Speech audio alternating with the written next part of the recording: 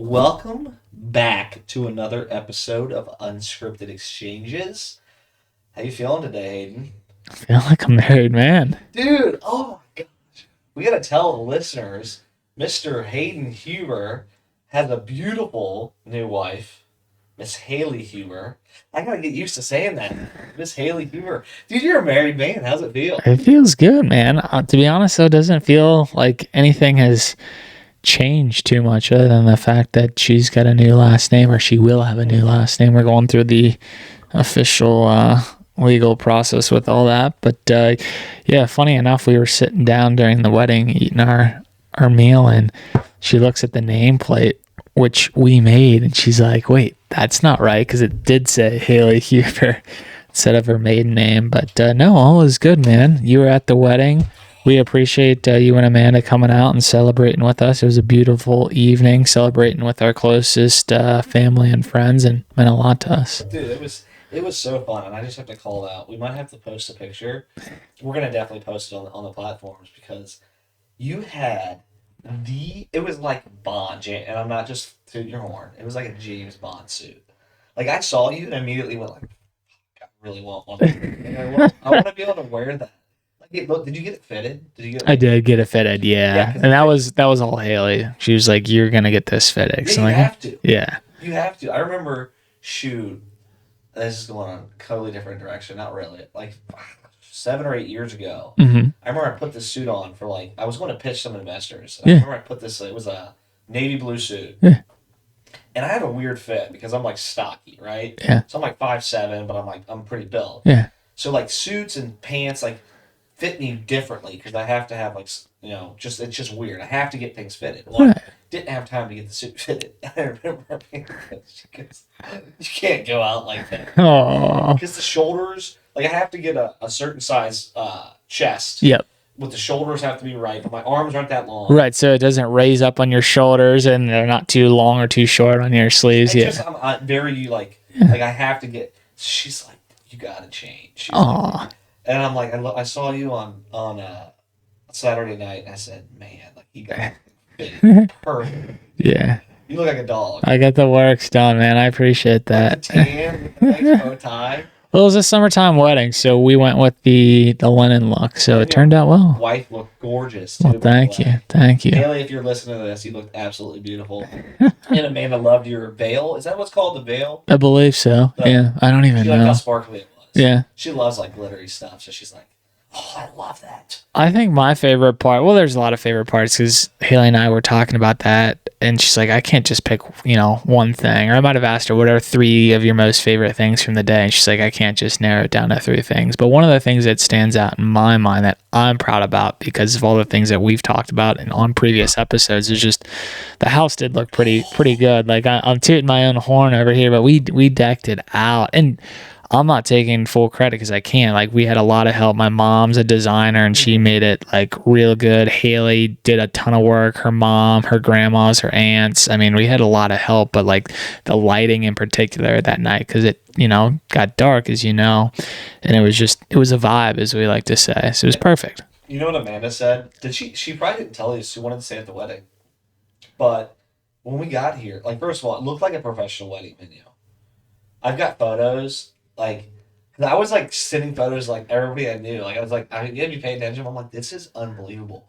It looked in the feel and the flow. I don't know if it was just like luck that you had the shape from the back, like the walkway back to where you had the food. I mean, the whole thing.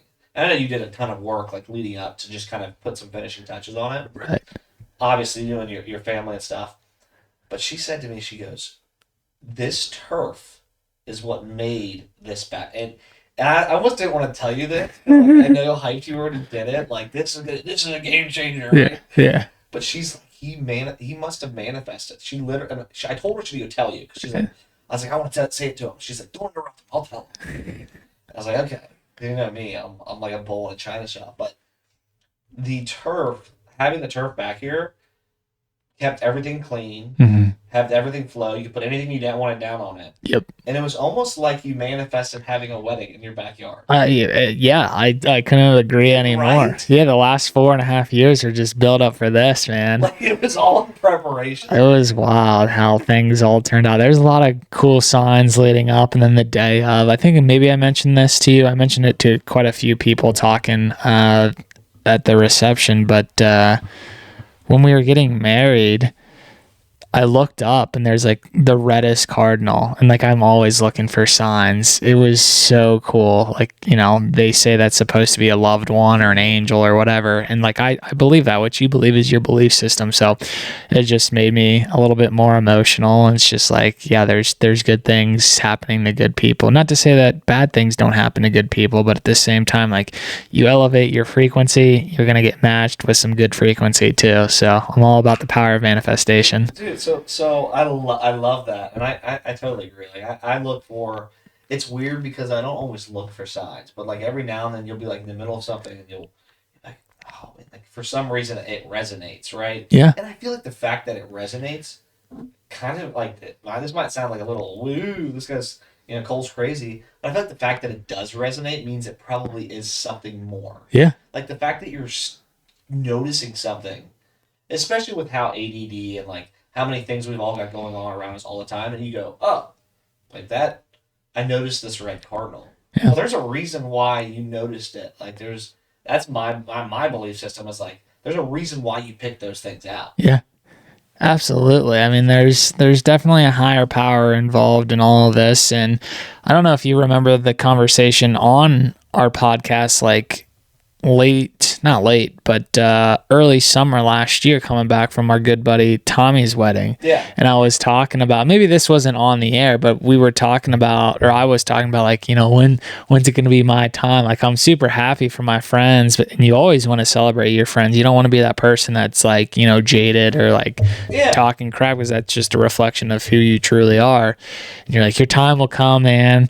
But anyhow, like I remembered leaving that wedding early Sunday morning after a very beautiful long weekend celebrating them, and I remember going down the highway probably like 75, 80, it don't matter, and there are two cardinals, I kid you not, that are flying right by me on the highway. Like, what are the odds of that happening? And people are probably oh yeah, because it was just so surreal. I'm like, there's no way. I mean, I was barreling down the highway. Like those cardinals in that sense were probably like trying to keep me to slow down or like protect me, because I was just like tired. I was rolling on caffeine, trying to get home. But like it was just little signs like that all add up. And then it's really cool. I think, not to go too far down this path of cool signs, but yesterday, we had posted on our Unscripted Exchanges account, and I think maybe it wasn't the Unscripted Exchanges account, but I also have a separate YouTube account where I post some of my stuff too. And I think the views ended up in 888. And then the number of likes was 17, and there's like significance with those numbers. Like I'm always looking into like numerology and stuff. So 888 just means like great blessings are coming your way, whether that's success in finances or relationships. I like to thank all of the above. And then 17 is a lucky number in the Bible. I forget exactly what it says because Haley shared that aspect with me, but I also love 17 because we decided to get married on June 17th. We found out that we were expecting, which I don't know if I should be sharing too much right now, but on the 17th of March, we found out that we were going to be expecting later this year, and that baby is potentially supposed to be coming on the 17th. So there's like all these really crazy, crazy. Yeah. By the way, I don't think you've announced on the air yet. I got to be careful I'm not sharing too much, which I'm not sharing that much at all. It's just, some big milestones, which is exciting for our family. I just want to get hyped when you talk about that. Yeah, well. Because you know how hard it's been for me to like not say anything about it? Yeah. Because I was waiting for you. Yeah, no, there's a lot of good coming. We're both creating a lot of good in our lives, man, and it's good to have good people in your camp. I mean, you and I are tinkering around on a lot of things that, we are looking to explore and actually go out and execute, and time will tell in terms of what we go forward with here. Dude, it's gonna be great. It's going to be fantastic, So man. I want to first of all, man, you got me so excited about your baby. So can we? I won't talk too much about that other than like. But let me jump in real quick. Sorry, even though I've been talking a lot already. Yeah, Wedding, you haven't been. wedding. I know. I need to shut up over here. I'm just so excited talking about myself. It's a Will Ferrell movie where he's like, Step Brothers or shut your mouth, shut your mouth. so you have like a dark color ring yourself. Yeah. Okay. So you pull that out. I'm wondering if my ring's too big or not. Like sometimes I know your hand can swell and that gets tiny, but like mine's like I think sometimes too loose, sometimes not. And look at it right now. I can't even get it off. It's just swelling. Yeah. Mine comes off like sometimes. Like last night, I literally could just go whoop whoop Yeah, whoop whoop. yeah. whoop, It's just like water. Yeah. Like because I mean like it's like I think it's like what salt content in your body. Yeah. That causes you swell. Because like sometimes I'll be able to do this, and then someone's like I'll go swimming or something, And it like won't that, come off like and that. it'll be tight. Okay. Yeah. I wanted to hear from a seasoned vet. What is it, 9 years or so? Almost 8 years. Almost Con- 9. Going on 9. Congrats, man. That's amazing, isn't it? Is that hard to believe at the same time? Well, I was gonna say, I mean, yes and no. I would say that one of the things I was kicking myself for not. I was like, what advice should I give, or what should I say? Mm-hmm. And one of the things advice I wanted to give you is like, one of the thoughts I wanted to give you is like, the best part about being married, and one of the best parts, is that you can't quit, in my opinion. Now people could say that's cancel culture. Well, it's okay if you need to split. Fine, yeah, absolutely. There's times. I don't believe in that. divorce. Yeah. I don't believe it's the best route. Now, sometimes it is, but I know for me personally, there's not a whole lot of things that could get me to cross that path with my wife. Not a lot. I mean, maybe one or two. Right. I mean, remove the extreme situations. Like if there's abuse, whether that's verbal, physical, like that would be in my mind the only like legitimate reason for that. Or if they're, I'm gonna say, I'm just gonna make a statement right now. I think young people that get married, that do end up getting divorced, they just do it for the wrong reasons a lot of the times, unless it's an extreme thing, or they got married for the wrong reasons. Yeah. But I would say like one of the things I wanted to say to you is, the advice I was gonna give you is like, take a deep breath, look at each day as a new day, and there's a lot of beauty in the fact that no matter what happens between you guys, you've always got somebody that's got your back. Yeah. And I can say that like through 8 years with my wife, we've had terrible in the dump times. We've had fights. We've had disagreements. I've had to grow up and mature, and I've had to change. But coming out the other side, it's like if you work at it, just like if you've got a job that you work every single day at, just like if you've got a goal to be better physically, if you just put like some of that effort that you put in other things in your life into like your relationship, it actually gets better. Like it actually goes up. Yep. And this is like a new idea to a lot of us, right? If you put work into a relationship, the relationship's gonna get better. Some of us are like, oh, well, what? Right? Like, I get that, but it's like not just a thought. It's not just an idea. It's a literal physical and emotional and mental task that you have to put effort into. You've got to check yourself at the door. You got to check your pride, and you've got to. And I think Hayden, if you do that, like I know you well enough. So like for me, I know the kind of man you are, and that's what also made seeing you get married and seeing you take this journey as a father that much more exciting. Like, gives me chills. That much more exciting for me. It's because I know like you're gonna put the work in. You're gonna put your head down. You're gonna do what you got to do. You're gonna listen when you need to listen. I've seen it even through this podcast. I've seen it with us. When I get pissed at you, or you get mad at me, and we communicate, and it's like, okay, let's recalibrate. Let's listen to each other. Let's fix it. And I think that's what excites me the most for you, is that I know you've got what it takes, because 8 years of marriage, dude, I'm going for 50, man. I'm going for as long as until the day I the end of time. Yeah. That's a win, right? So another thing I wanted to kind of get into which was really neat about your wedding and just relationships in general, because it made me all sappy. is that a night like that, or a moment like that, seeing one of your best friends get married and to the woman of his dreams, it makes you realize just how like small and unimportant a lot of things are in life. Mm-hmm. Meaning, I came to your wedding Saturday night, and we've had a lot of stuff going on, and work's been busy, and we've got these different plans. And like we came here, I came here with my beautiful wife, and we didn't think about anything else. Just enjoyed our time, Yeah. enjoyed the atmosphere, enjoyed seeing you with the biggest smile on your face, get to do the first dance with your wife and then your mom. I might have been a little stiff on my first dance. I told Haley that, but I survived. But it just makes you go back to like, what is, if you get those things in order, Mm-hmm. like the rest follows. Yeah. And seeing you take that step, like that's a building block Mm-hmm. for everywhere else you want to go. And somebody said this to me 3 weeks ago, and I don't want to rant here. Somebody said it was Eric. I'll give him a shout out. Eric from Watson's. Yeah. Yeah. He said to me, the reason I've been so successful, not because I'm so great, so intelligent. He said he literally looked in his kitchen and pointed at his wife. He said, that's why I've been able to do what I do. Yeah. And if you get yourself the right partner, whether it's a man, woman, I don't care, but you get yourself the right partner, dude, the rest is history. Sky's the limit, right? Sky's the limit. Right. And I feel like you and Haley were meant for each other. Yeah. And I feel like that's gonna set you up. Like you are, I always say this, man. I'm 29. I'm just hitting my prime. You're just hitting your prime. Yeah. Like we're just getting started. Heck yeah, man. So there you go. Hey, give it 10 more years for us, and it's gonna be cool to look back and be like, dang, what a journey. And we'll still be young too. That's what I'm saying. Although our kids will be calling us old, but hey, you know what?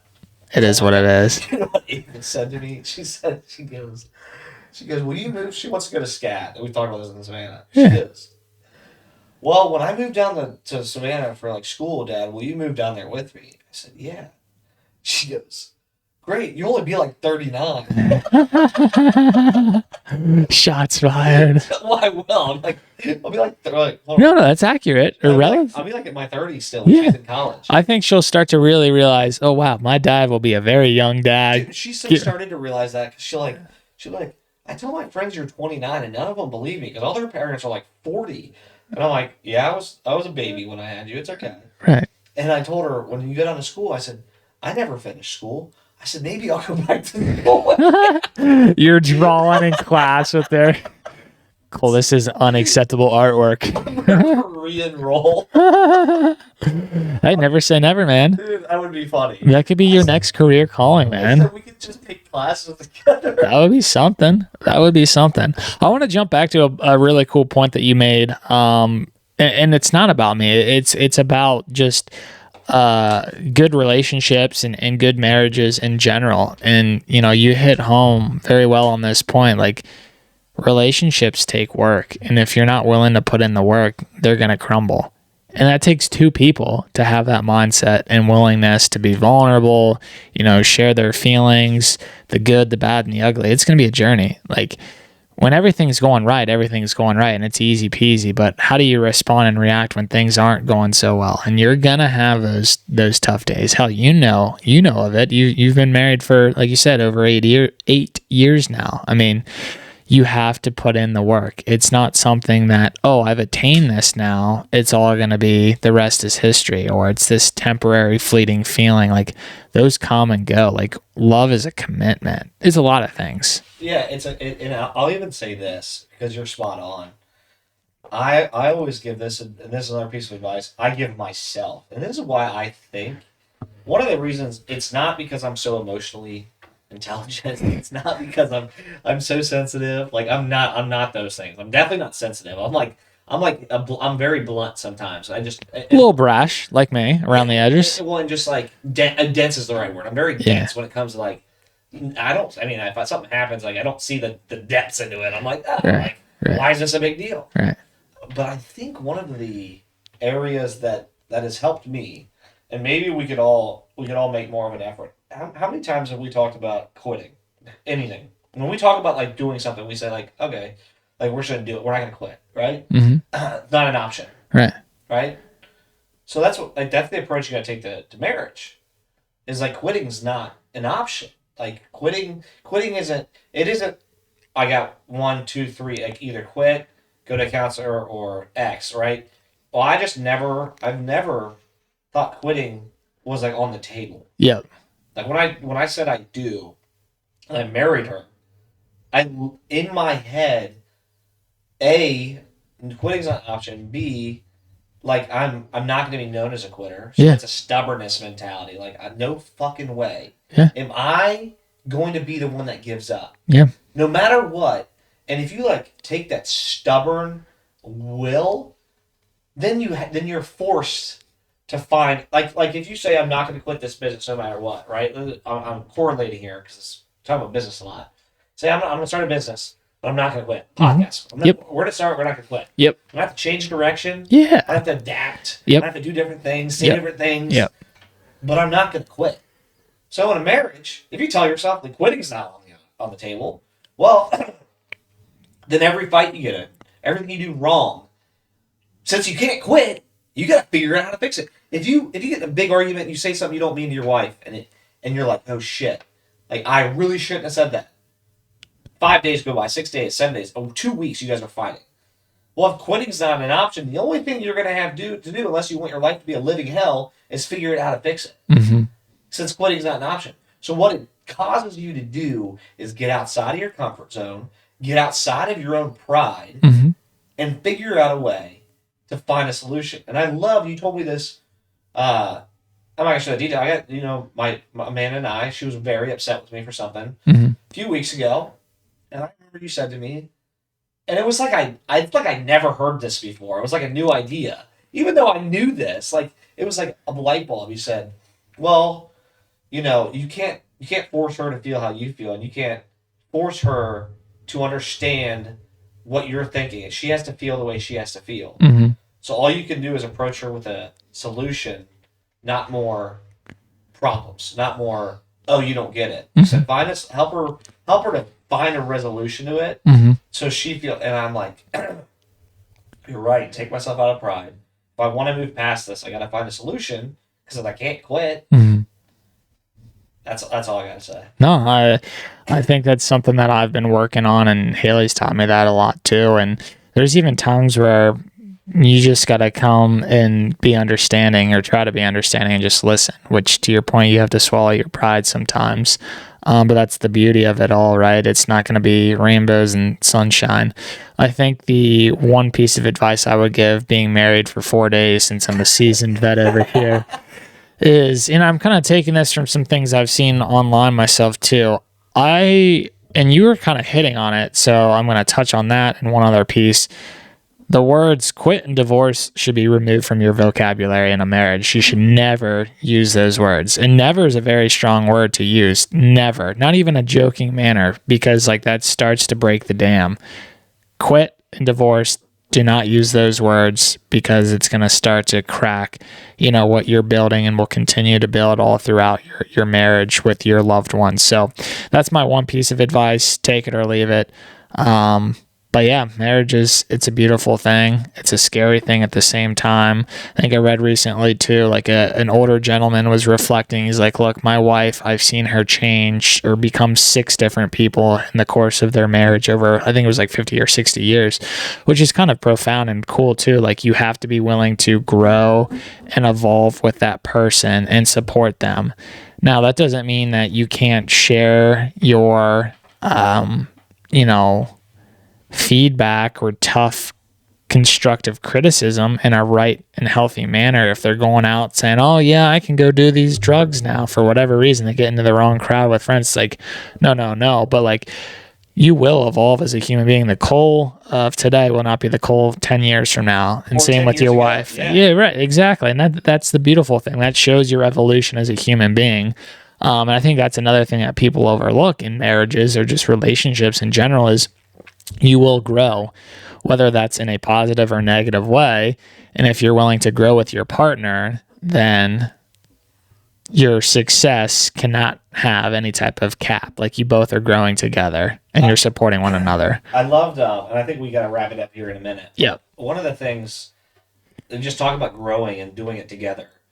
What I loved in the wedding, and I don't want to like misquote the Bible wrong, but it was something, Barry, your new brother-in-law. Shout out to BK. Yeah, that was awesome. He did the service and the vows and what's it called? He's the minister. He presided over the ceremony. Yeah. Trying to get the right terminology. Yeah. I thought it was neat talking about pulling from the Bible how two is better than one, and two together makes a stronger partnership and pact and a stronger life. Like, human beings aren't meant to be solo creatures, and nothing better and nothing is more holy and more godly than that relationship between a man and a woman. And I 1,000,000% believe that, because even if you get down to like not just biological differences, but like the way people say men are from Mars, women are from Venus, men are from Mars, whatever it is. Yeah. It's like 1,000,000% true. Yeah. 1,000,000%. I would go to battle. And I don't think most people would argue with that have the two dynamics in their life.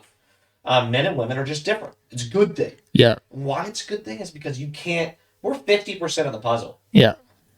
50%. The other 50% is getting filled up, right? So that 50%, that different emotional intelligence or lack, like maybe as the man or woman and one or the other, or man and man, whatever, one of you guys has more emotional intelligence, one has less, right? One has more ability to communicate, one has less, or vice versa. Right. Well, like, you've got that other piece of the puzzle. Like, two people together make a whole, and I just thought that was like super cool. I totally buy into that. Yeah, no, I think Barry did an awesome job picking out some of those passages that he read throughout the ceremony. But yeah, just piggybacking on that point, we'll wrap up here, is you want to make sure, and this is going to come off as another piece of advice, even though we like to not share too much advice, but you want to try to look for someone that you're compatible with, right? And that's the toughest question, because you're like, oh, how do I know if I'm compatible? And like, the only person that can truly answer it is you. And like, looking for whatever that is, like,